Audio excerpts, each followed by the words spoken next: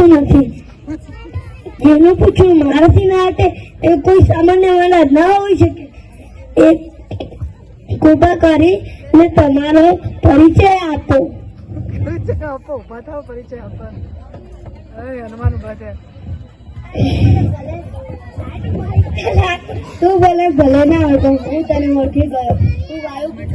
તું વાયુપુત્ર ભીમ અને હું પવનપુત્ર હનુમાન, શ્રી રામનો સેવક.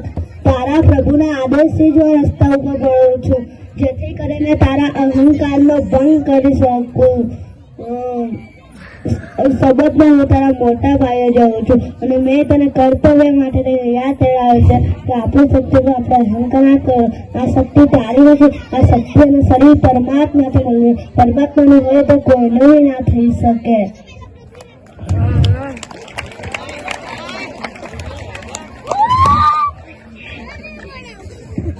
હનુમાનજીની વાતો સાંભળી તેમની આંખો ખુલી ગઈ.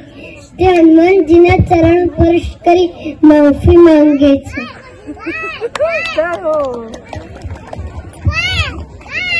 મને માફ કરો. આ જેવા જ્ઞાની પુરુષોનો અહંકારનો ભંગ કરો. હું તમારો આભારી છું.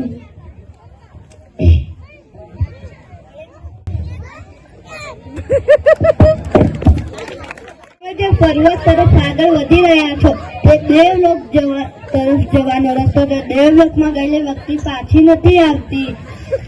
તે સંકટ તે બતાવવા માટે અહીંયા નિમિત્ત કર્યો છો મને.